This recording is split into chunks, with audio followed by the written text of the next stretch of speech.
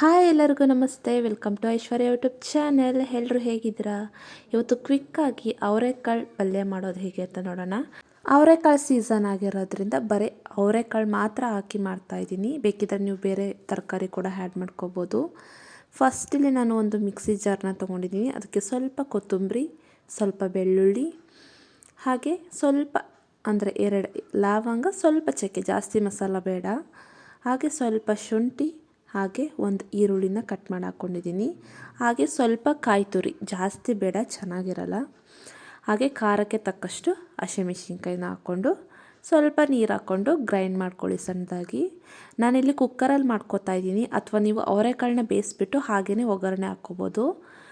ಕುಕ್ಕರ್ಗೆ ಸ್ವಲ್ಪ ಆಯಿಲ್ನ ಹಾಕ್ಕೊಂಡು ಸ್ವಲ್ಪ ಸಾಸಿವೆ ಹಾಗೆ ಸ್ವಲ್ಪ ಜೀರಿಗೆನ ಹಾಕ್ಕೋತಾ ಇದ್ದೀನಿ.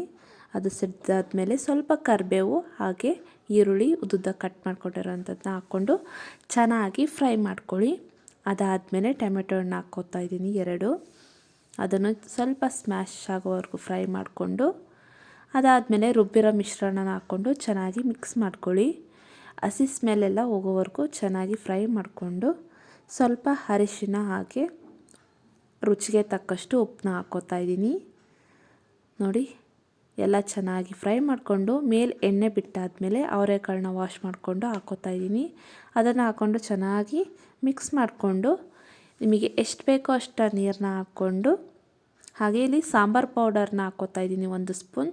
ನಾನು ಯಾವುದೇ ಪಲ್ಯ ಮಾಡಿದರೂ ಸಾಂಬಾರು ಪೌಡರ್ನೇ ಯೂಸ್ ಮಾಡೋದು.